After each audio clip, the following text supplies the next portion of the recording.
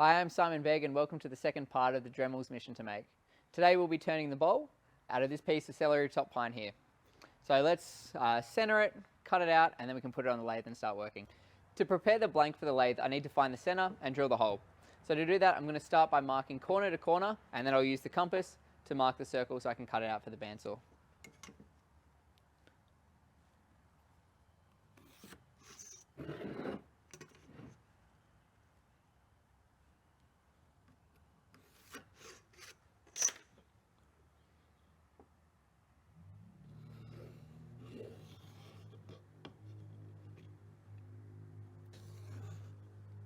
Now I'm going to cut the blank into a circle. That just makes it easier and safer for the turning process.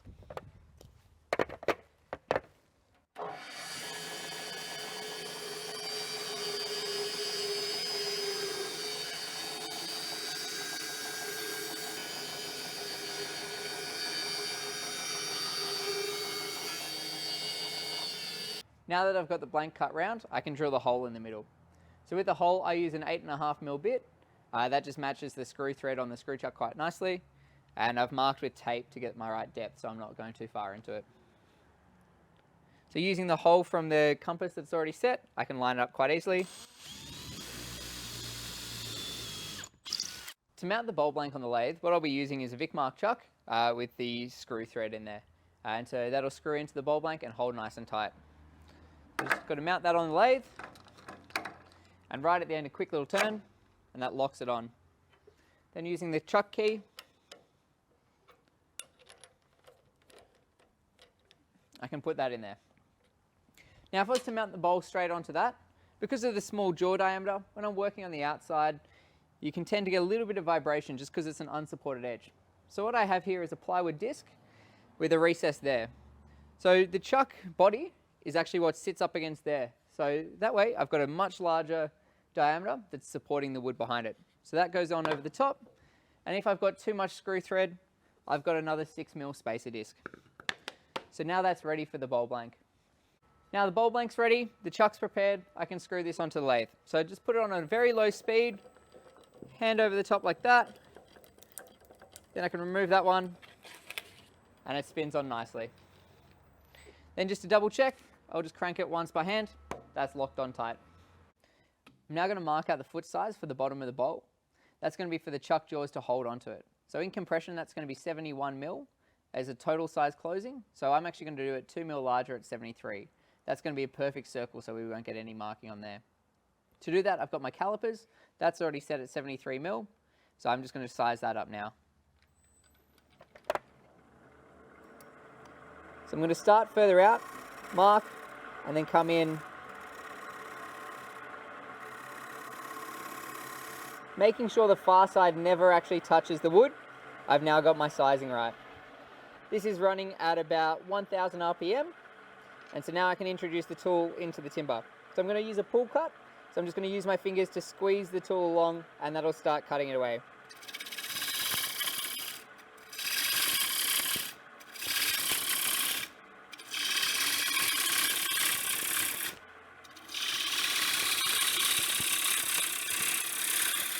I'm just pulling it up closer towards the top to start getting the shape into the bowl.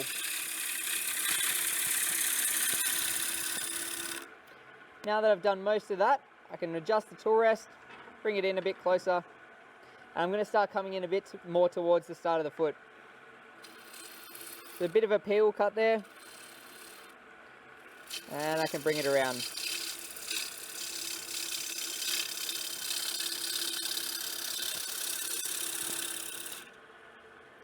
I'm getting nice curly shavings there, and that's a sign of a good cut.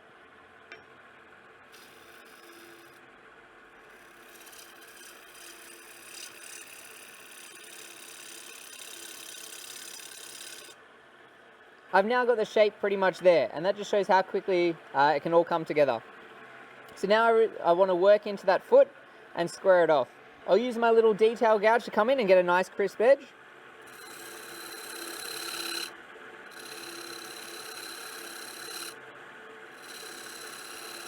And just there, it sits right in that groove that I marked out earlier. With this bowl gouge, I'm now going to do a cut across the bottom to slightly concave the surface in there. While I do this, I rub the bevel, so I'm keeping that flat facet running across the timber the entire time.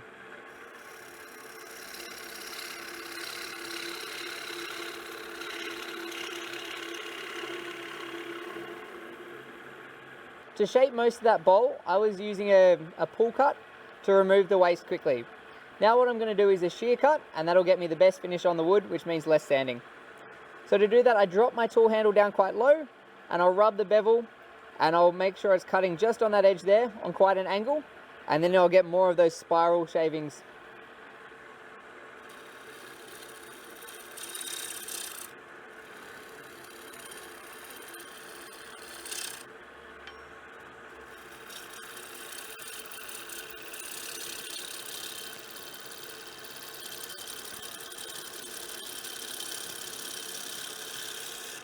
Now I'm swaying my body as I shift my weight across.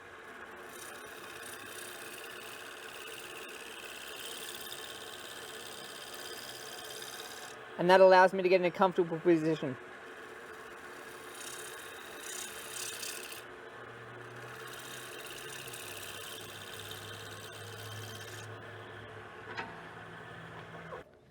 Let's have a look to see how well that finished up.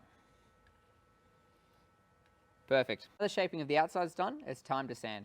So the first step is to remove the tool rest out of the way. You never want to get your fingers stuck in between that, so it's best just to get rid of it altogether. So I'm using this sandpaper here. It's color backed, so helps identify what the grits are. So I'll start with my 120 grit, 180, 240 and 400, and that gets it to the finish that I'm after. So when I'm sanding, I like to drop the speed back down. So it was running at about 1000 RPM. I now want to try and bring it to about 600 to 800. The more heat that you build up in the sanding, the more chance of getting little micro splits in the timber. Especially with a timber like hoop pine, that can happen. I've now got it going at about that 600 RPM, and I want to hold the sandpaper in a way where I'm not going to jar my fingers if I'm working that way. I'm going to work from underneath. And so I just rock back and forth to make sure that I'm not leaving grooves in there. And you can see the tool marks starting to disappear. So I'm actually working my hand in small circles, and I'm using the other hand to back it up.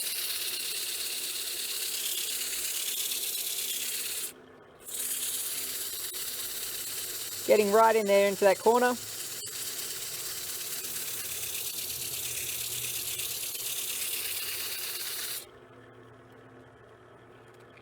Now to the 180.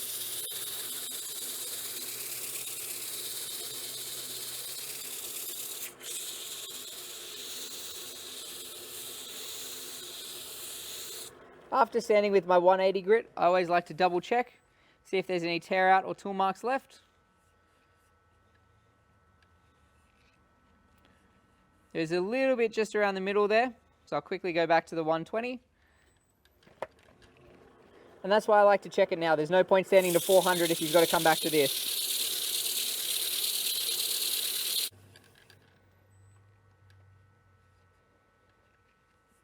There we go, those marks are now gone. So I can go up to the 240 grit. Now you might be surprised that I'm leaving a very small foot, but for me that's enough to hold on to.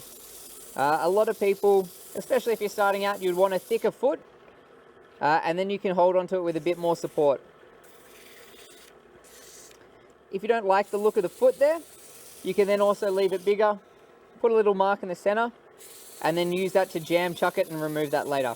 But I like the little bit of a lift that it gives. There we go, that's looking pretty good.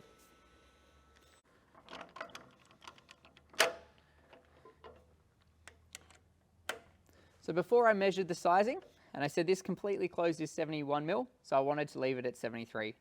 The reasoning for that is when they machine these, there's a 2 mil cut that runs through. So it means 73 mil diameter is the perfect clamping pressure where that entire edge will be attached to that surface.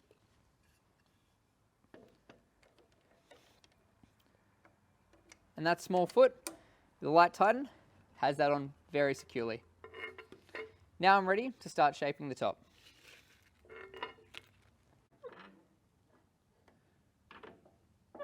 I bring the tool rest in about 5 millimeters away from the timber, and that gives me a nice space for the shavings to clear below, and so I can't get my fingers stuck down there. To start this, I'm going to want to clean off that surface, remove those pencil marks, and just make sure I've got a nice flat finish there. Then I'll mark out the inside diameter of where I want the bowl, which I tend to do at about 60% of the diameter. I want to leave enough meat on there for me to carve. And then I'm going to remove the center of that out. And then it's going to be ready for carving.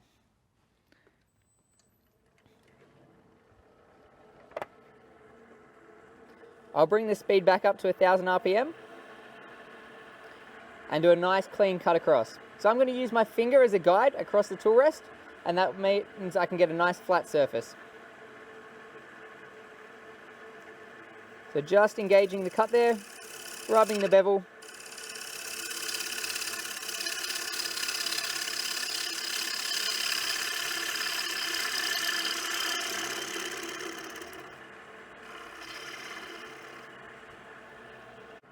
To start removing the middle, I'm going to work with a peel cut, and that's the most efficient way of removing the mass.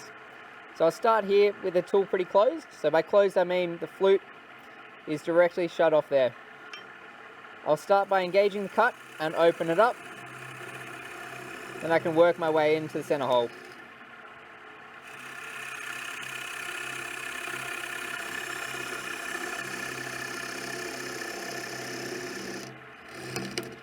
Just want to lower my tool rest just a little bit. Should be a bit easier. So close, start getting the cut. Now that I've got a small shoulder, that gives me the control to open the tool up and really start cutting.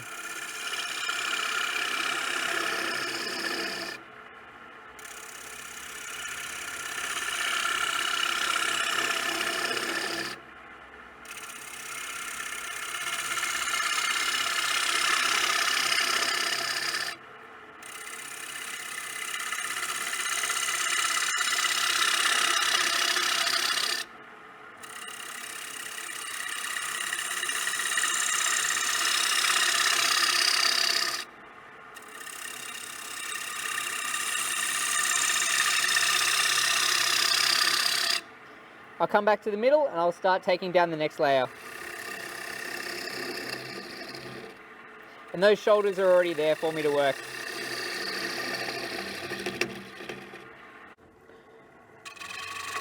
So now just coming down that edge.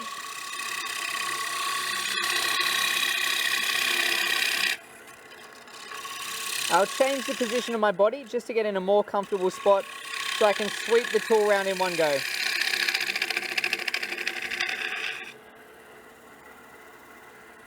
Now to get a bit of an undercut, that's going to create a shadow line so it highlights the rim a bit more. So I'm going to come right in from an angle here. So I'm really leaning across here quite a lot. Now I can drop the handle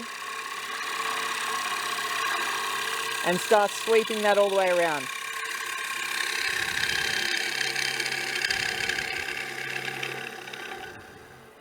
So in one motion, I can cut all of that. And I'm quite comfortable in the position I'm doing it there. But I always like finishing it with this small gouge here. Because of the steeper wings, I can get into the bottom of the bowl a bit easier. Also, with those steep wings, I can get a nice shear cut all the way through.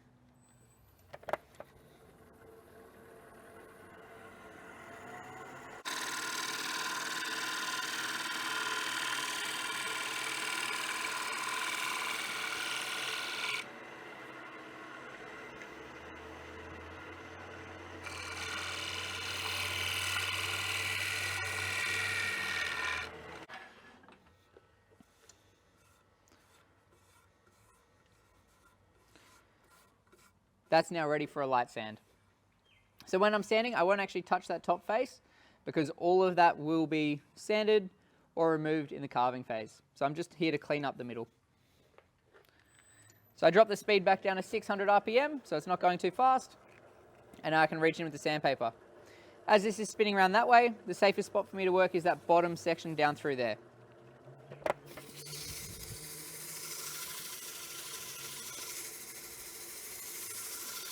Now be careful not to roll over that sharp, crisp edge because you want that to kind of highlight and shadow that area inside.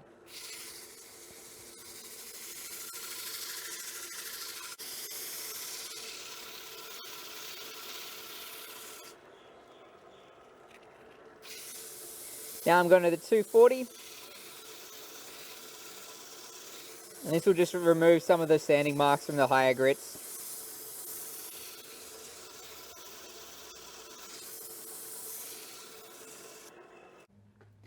And that's the turning for part 2. Next time we'll be back for the power carving with the Dremel tools to create the texture of a beach with footprints. See you next time.